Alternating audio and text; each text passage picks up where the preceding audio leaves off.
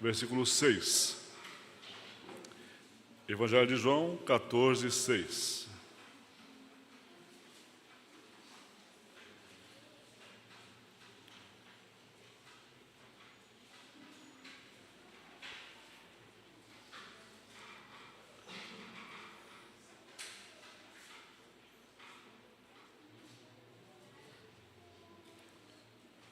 Respondeu-lhe Jesus: Eu sou o caminho, a verdade e a vida. Ninguém vem ao Pai senão por mim. Esse será o nosso texto áureo essa noite. No contexto aqui desse versículo, o Senhor Jesus, já próximo a se sacrificar por nós, instrui os seus discípulos e diz a ele que ele vai se ausentar, que ele vai estar em breve em um outro lugar. E os discípulos então questionam: para onde vais? Como faremos sem ti? O Senhor diz a eles, respondendo-lhe as questões, que ele era o caminho, ou é o caminho, a verdade e a vida, e ninguém vem ao Pai senão por mim. Esse é o Senhor Jesus, declarando de si mesmo e proclamando dele a salvação. O autor da salvação, aquele que planejou a salvação antes da fundação do mundo, junto à Trindade Santa, elaborou a salvação e a executou, a cumpriu. E como ele mesmo diz, foi consumado todo o plano de salvação. Ele então declara que não há salvação, não há caminho que leve ao céu a não ser por mim. Isso é o Senhor falando dele mesmo. Vamos lá agora, uma passagem rápida em Atos dos Apóstolos, Atos 16, 30 a 31.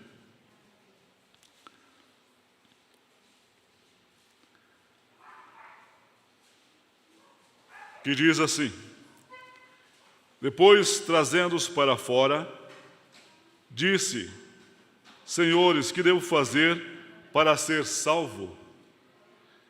Responderam-lhe: Crê no Senhor Jesus e serás salvo tu e tua casa. Também nesse contexto, Paulo e Silas foram presos por pregar o Evangelho, anunciar o Evangelho em Filipos. E na cadeia houve ali um terremoto. O carcereiro, com medo de alguém ter fugido, tenta se matar, e eles dizem: não faça isso, porque estamos todos aqui, ninguém fugiu. O carcereiro, reconhecendo o poder do Senhor na vida daqueles homens, perguntou-lhes: como posso fazer para ser salvo? E eles então respondem: crê no Senhor Jesus e serás salvo tu e tua casa. Simplesmente isso. O Evangelho, a palavra do Evangelho, a salvação, é tão simples que às vezes duvidamos de que é só isso mesmo. Eu tive o prazer de pertencer aos delegados que foram até o Supremo Concílio em 2006. 7 dias memoráveis. Até seria muito bom e até penso nisso, que todo pastor, todo presbítero, diácono, se pudesse um dia estar no evento desse, vão ver quão maravilhoso é estar ali. Nessa época, há 17 anos atrás, haviam nesse congresso 900 homens. Hoje, o congresso tem 1.500, 1.400, se não me engano. 900 homens ali reunidos para decidir sobre a postura, a firmeza e a conduta da Igreja Presbiteriana, tratando de documentos importantíssimos para que a Igreja permaneça firme na palavra. Em um dado momento, onde um assunto muito forte e pesado ia ser discutido, e tivemos que entrar todo mundo em momento de oração, porque talvez ali poderia até haver um rompimento de algumas pessoas com a nossa igreja, e começamos a orar, todos se cantando e orando, para que antes de tomar decisões. Foi então anunciado aos delegados que quem quisesse ir na frente, na tribuna, discursar sua palavra de sim ou não sobre o assunto poderia. Foi colocada então essa possibilidade. E muitos ali se levantaram e foram à tribuna e colocaram seu parecer a favor, discursaram. E outros também foram, discursaram contra. Mas um deles me chamou muita atenção. Me trouxe foco para o que ele estava dizendo. Um pastor, já de meia idade, muito simples.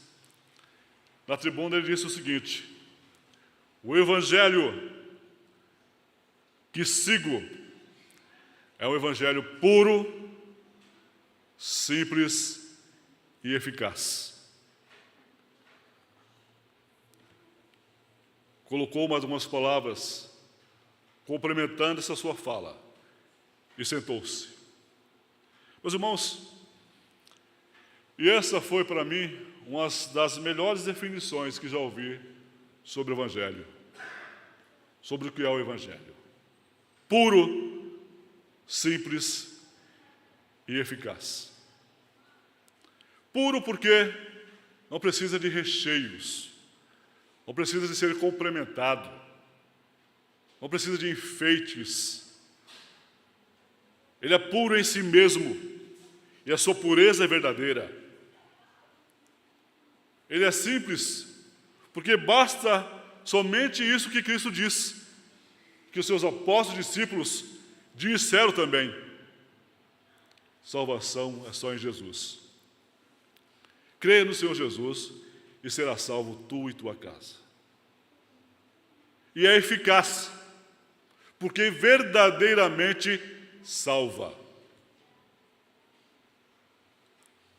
Foi algo maravilhoso que me chamou muita atenção. Meus irmãos, de fato, o evangelho que devemos pregar e o evangelho que devemos viver, ele tem que ter esses três caráteres, essas três qualidades: puro, simples e eficaz. Nós somos num momento onde as pessoas querem enfeitar ou acrescentar aquilo que não necessita o Evangelho. Querem colocar ornamentos, querem até mesmo colocar empecilhos ou dificuldades. O presbítero Ezequiel, ele costuma dizer que o Evangelho é tão simples que às vezes confunde. E as pessoas perguntam: será se é só isso mesmo? Será se é só crer em Jesus? É tão simples, tão puro e eficaz que é só isso mesmo. Meus irmãos, e é só isso mesmo. Nós discutimos teologia, nós trazemos estudos bíblicos, o pastor tem essa incumbência de trazer estudos bíblicos à nossa igreja, introduzi-los no conhecimento teológico da palavra de Deus, e muitos assuntos teológicos e teóricos crescem e assumem. Mas nós não pregamos teologia, nós pregamos a salvação. A teologia é importantíssima para nós, porque isso nos acrescenta conhecimento, nos traz conhecimento. Mas nós não estamos aqui presentes para estudar teologia. O principal é adorar a Deus, é servi-lo. Um dia desse eu estava lá onde eu trabalho, e alguém disse, um evangélico disse a um não crente: você precisa ir para a igreja, isso sim. Eu fiquei pensando, será que é isso? Esse é o modo verdadeiro de anunciar a Cristo? É ir para a igreja? A igreja, por acaso, salva alguém? Onde é que está na Bíblia que a igreja salva?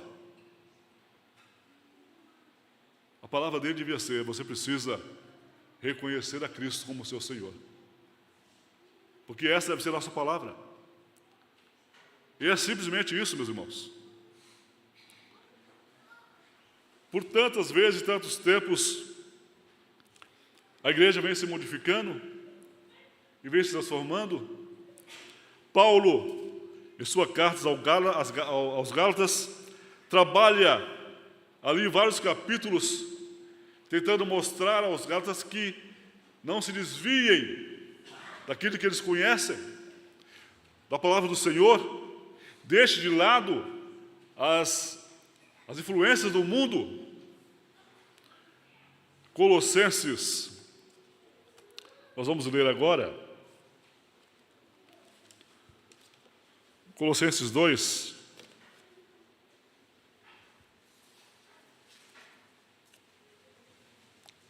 do 8 e ao 15, que é um texto muito importante, porque nós vamos observar o quanto é antigo essa história de querer acrescentar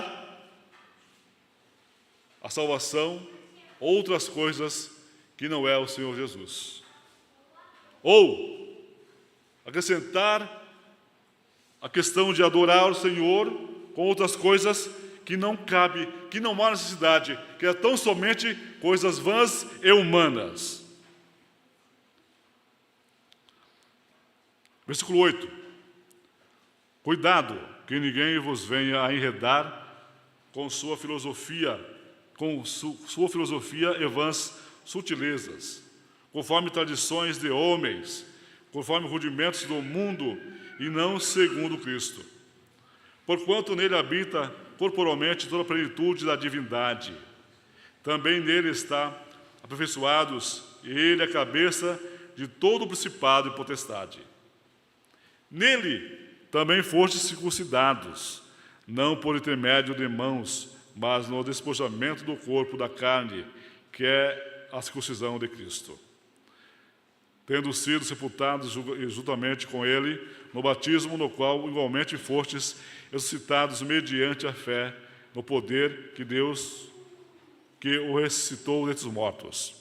E a vós outros que estáveis mortos pelas vossas transgressões e pela incircuncisão de vossa carne, vos deu vida juntamente com ele, perdoando todos os nossos delitos, tendo cancelado o escrito de da dívida que era contra nós e que constava de ordenanças, a qual nos era prejudicial, removeu inteiramente, encravando na cruz, e despojando os principados e as potestades, publicamente os expôs ao desprezo, triunfando deles na cruz. Paulo traz aqui que as filosofias, os costumes, não podem influenciar e não têm poder na adoração e na salvação. Ele traz aqui à tona que o principal, o mais importante, que é eficaz, é o Senhor Jesus e nada mais. Isso era a mania dos judeus entrarem nas igrejas dos gentios e começar a dizer que é necessário andar nos costumes antigos dos judeus, cumprir com muitas determinações e leis, senão eles não pertenciam à salvação, senão eles não pertenciam ao povo de Deus. Veja, meus queridos, que não mudou nada. Até hoje ele é assim. Encontramos homens, denominações, entidades, querendo transformar a simplicidade do Evangelho em coisas, às vezes, não palpável, intangível. Mas o Evangelho, ele é palpável, sim. A salvação é palpável, é tangível, podemos alcançá-lo, podemos tê-lo, sim. Qual que é a fórmula para isso? Crer no Senhor Jesus e será salvo tu e tua casa. Logicamente, quando dizemos crer no Senhor Jesus, é aceitar e compreender todos os seus ensinamentos. Não é apenas dizer, não, mas eu creio no Senhor Jesus. Eu creio em Cristo. Eu creio na Trindade. É crer e, logicamente, obedecer. Tê-lo como mestre. Porque quem aceita o Senhor Jesus e entende os seus caminhos, tendo como mestre, conhecendo o que Ele diz e o caminho que devemos andar, nós seguiremos firmes. Nós seguiremos um caminho certo, sem desvio, porque esse é o caminho que nos leva à salvação. Ninguém vem ao Pai senão por mim. O Evangelho tem que ser pregado dessa maneira. Nós devemos ser simples em adorar ao Senhor também. Muitas vezes somos críticos. E aqueles que se mantêm muito na teologia e seguem a teologia, com dificuldade, vai sentar e adorar o Senhor, porque vão estar pensando, será se aquilo que o pastor está falando, ou o presbítero, ou o pregador, é de fato teológico? Será se está nas Institutos de Calvino? Se detém a esses detalhes e deixa de ser um adorador para ser um crítico. Outras vezes, nós viemos por costume servir ao Senhor. Porque meus pais são crentes, vão para a igreja, eu também irei. Esses também não compreendem ainda a simplicidade de servir a Deus, de conhecer a sua salvação. Nós temos a consciência, o dever de anunciar a palavra assim como ela foi nos anunciada. Da maneira que ela foi nos anunciada, devemos também anunciar. O Senhor Jesus diz, eu sou o caminho. Os apóstolos dizem, Jesus é o caminho. E nós devemos dizer, Jesus é o caminho.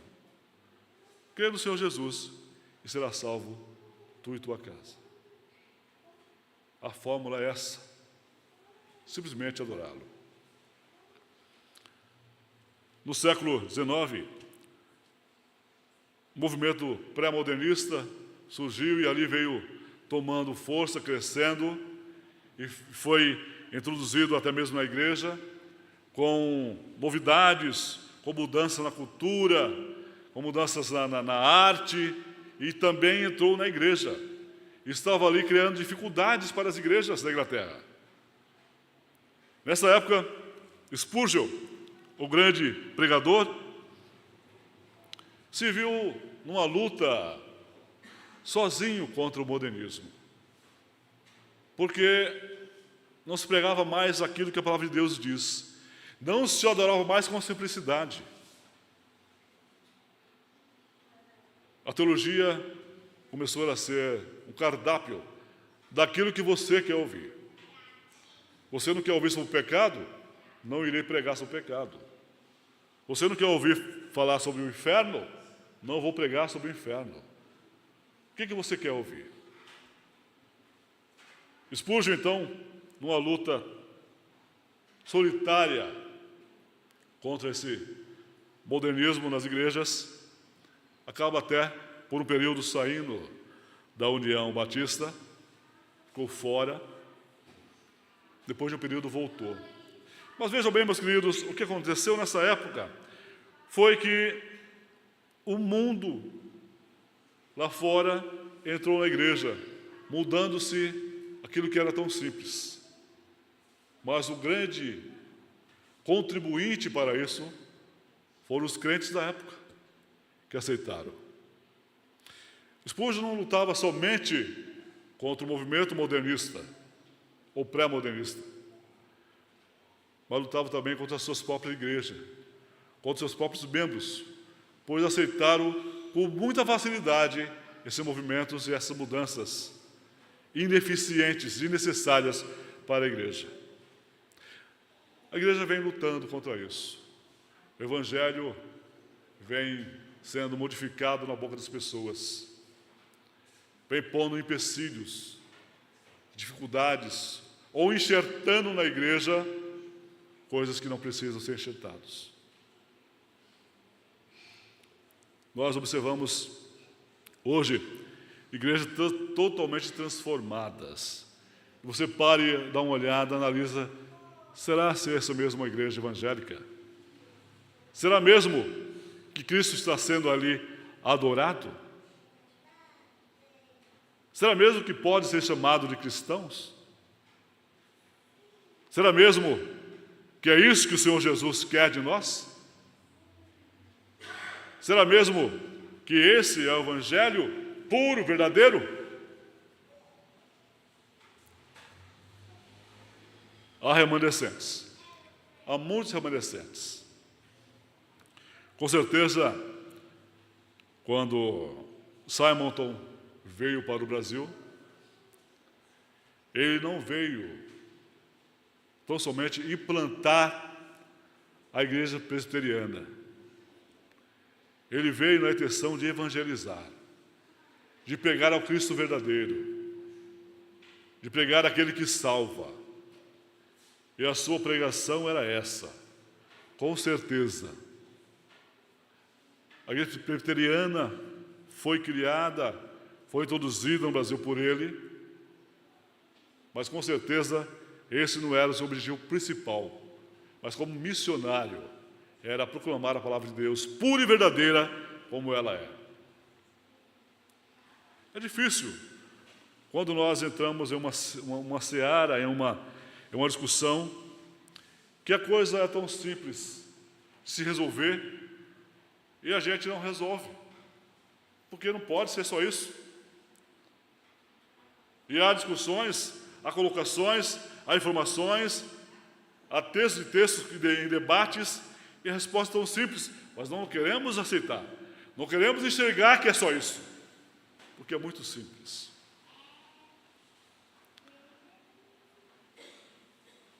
Mas o Senhor Jesus diz: eu sou o caminho, a verdade e a vida. Meus irmãos, essa é a nossa e deve ser a nossa pregação. Ao anunciar o Evangelho, devemos dizer isso.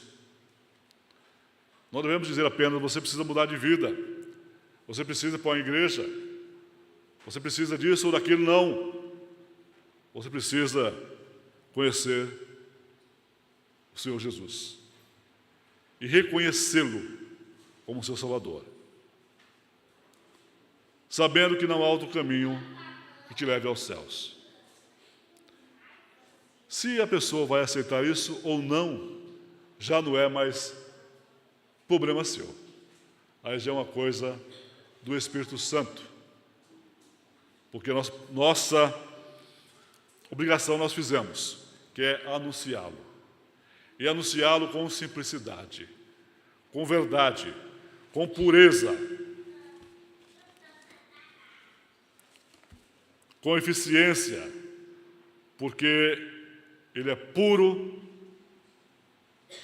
ele é simples e é com certeza eficaz. A palavra de Deus diz, e o Senhor Jesus nos orienta: ide por todo mundo, pregar o Evangelho e fazer discípulos. Eu tenho certeza que esses homens que saíram após Jesus dizer, não falaram em outra coisa a não ser: o Senhor Jesus existe. O Salvador proclamado no Antigo Testamento já esteve entre nós, já viveu entre nós, ou vive entre nós, e nele a salvação. Se pregasse outra coisa, ninguém ouviria, ninguém daria atenção. Há riscos em pregar isso? Havia riscos, mas eles abraçavam essa ideia, abraçavam esse contexto e pregavam tão somente ao Senhor Jesus. O Senhor Jesus salva. O Senhor Jesus muda conceitos, muda sentimento, muda corações. As nossas vidas, da maioria que estão aqui, foram mudadas. E alguns talvez serão mudadas através do Espírito, porque é tão somente você crer no Senhor Jesus.